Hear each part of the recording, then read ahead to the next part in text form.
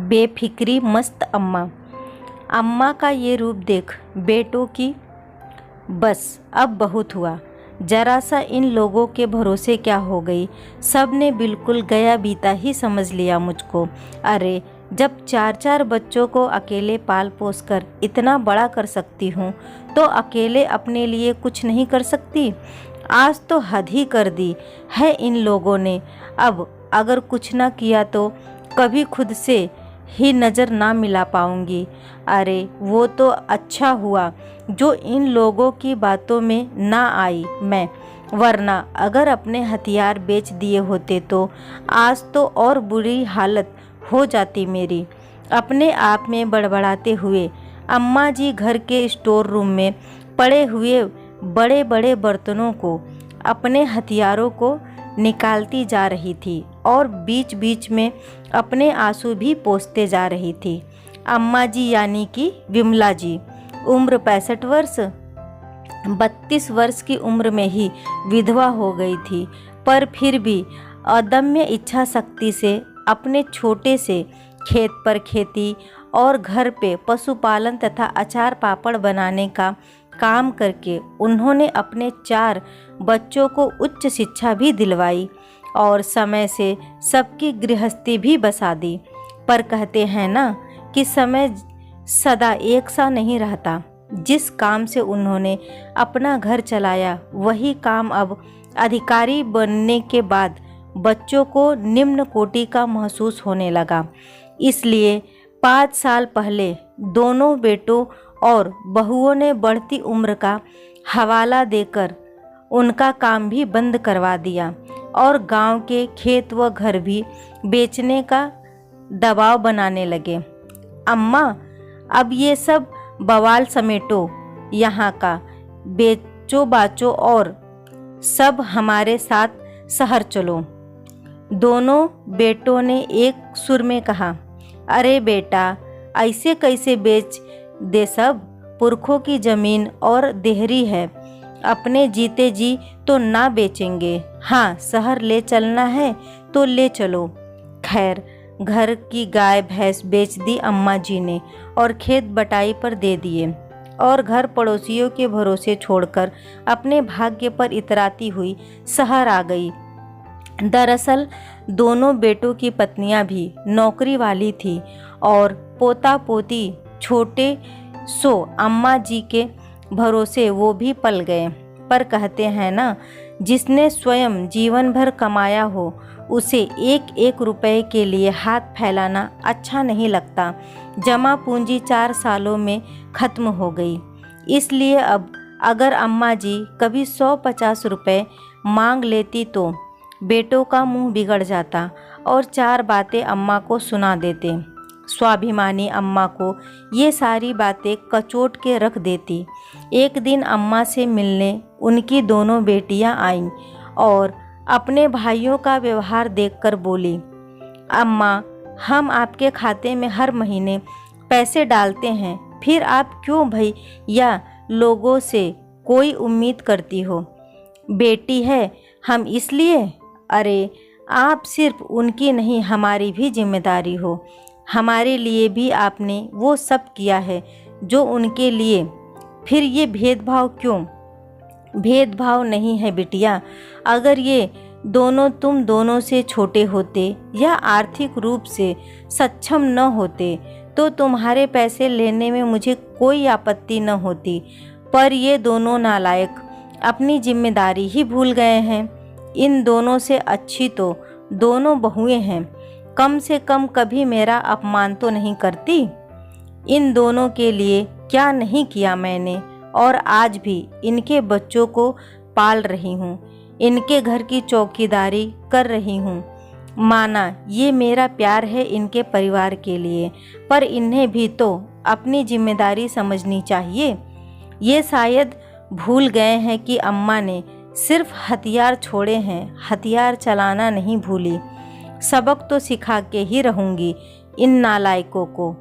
अम्मा जी ने दृढ़ निश्चय से कहा, बस तुम दोनों ये लिस्ट पकड़ो और सारा सामान 3 दिन बाद मेरे पास पहुंचा देना। दोनों बेटियां समझ गई कि अब अम्मा जी टशन में आ चुकी हैं। अब उनकी रेलगाड़ी अपने स्टेशन पर ही जाके रुकेगी। इन 5 सालों में मोहल्ले में अम्मा जी ने अपना बढ़िया रुतबा व व्यवहार बना लिया था। सौम्य व मिलनसार स्वभाव होने के कारण हर उम्र के लोग उनका सम्मान करते थे। उनके हाथ के अचार पापड़ के तो सब दीवाने हैं। बस अब मुफ्त सेवा का पारिश्रमिक निर्धारित करने का समय आ गया था। अगले 2 दिन अम्मा जी ने मोहल्ले में अपने प्रोडक्ट की माउथ पब्लिसिटी करके मतलब भर के ऑर्डर भी ले लिए। बस यही बात उनके बेटों को पता चल गई और फिर कल रात अम्मा पगला गई हो का? ये क्या नौटंकी है? अब शर्म नहीं आती पूरे मोहल्ले में हमारी बेइज्जती कराते हुए? लोग क्या कहेंगे? बेटे अधिकारी हैं और अम्मा अचार पापड़ बनाएगी। अरे बढ़िया पहन रही हो, बढ़िया खा रही हो, एसी में रह रही हो, इतनी सुविधा हजम नहीं हो रही? अरे कैसे हजम होएगी? आदत जो है गरीबी की। छोटे बेटे ने भी बड़े के सुर में सुर मिलाए। ओह अधिकारी बाबू, जरा जबान संभाल के बात करना दोनों, वरना जो चपलियाएंगे ना कि सारी अधिकारी गिरी निकल जाएगी। अम्मा जी गरजते हुए बोली। दोनों बेटे एकदम से सकपका गए और वो दिन उनकी आंखों के सामने घूम गए जब गलती करने पे अम्मा चप्पलों से धुनती थी। और हाँ, केवल खाने और पहनने की ज़रूरतें नहीं होती। बचुआ जब नाती पोते टॉफ़ी चॉकलेट मांगते हैं तो हमारा भी मन होता है उनको दिलाने का। दरवाजे पे कोई भिखारी आता है तो 10 रुपए नहीं होते हमारे पास जो उसको दे सके। बिटिया घर आती है तो मुंह ताकते हैं हम तुम दोनों का। तो शर्म करो तुम दोनों जो अधिकारी होकर भी अपनी माँ को भिखारी बना दिए हो। और लहजा जरा दुरुस्त रखना हमसे। तुम्हारे घर पर रह रहे हैं पर कानून भी जानते हैं। पुलिस बुलवा के नस नस की अकड़ निकलवा देंगे, समझे? अम्मा है तुम्हारी, कोई नौकरानी नहीं, कह के अम्मा जी अपने कमरे में चली गईं और पूरा परिवार हक्का बक्का खड़ा रह गया।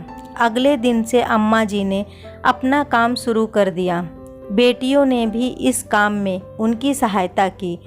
वहीं बेटे रात से अम्मा जी का रौद्र रूप देखकर सकपकाए हुए हैं। अम्मा जी मन ही मन खुश हैं और अपनी बहुओं को आशीर्वाद दे रही हैं, जिन्होंने उन्हें आत्मनिर्भरता का सुझाव देके फिर से सर उठा के जीने लायक बना दिया। 6 महीने बाद अम्मा जी गांव वापस जा रही हैं और दोनों बेटे शर्मिंदा होके अपनी गलती मान रहे हैं। रुक जाओ अम्मा, अब आपका व्यापार भी बढ़िया चल रहा है। अरे काहे रुके? अपना व्यापार गांव में शिफ्ट करेंगे हम। बैंक में लोन की बात भी कर ली है। अपनी ज़मीन पर फैक्ट्री डालेंगे और हाँ, अपने घर में एसी भी लगवा लिए हैं। बस करो अम्मा, भिंगो के जूते ना मारो, एक बार में कुचर लो। ना बेटा, हम तो धन्यवाद देते हैं तुमको। अगर तुम ऐसा व्यवहार न करते तो हम फिर से अपने पैरों पे कैसे खड़े होते। अब तो जब तक सांस चलेगी तब तक हाथ चलेंगे। और हाँ, हमारे मरने के बाद हमारी सारी संपत्ति ग्राम समाज व गांव में बच्चियों को आत्मनिर्भर बनाने वाले विद्यालय की स्थापना में लगेगा, कह के अम्मा जी अपने गांव के लिए निकल पड़ी। दोस्तों, कैसी लगी ये कहानी मुझे कमेंट करके ज़रूर बताइएगा। वीडियो को लाइक और शेयर करना न भूलें। चैनल पे पहली बार आए हैं तो इसे सब्सक्राइब ज़रूर करें। कहानी सुनने के लिए आपका बहुत बहुत धन्यवाद।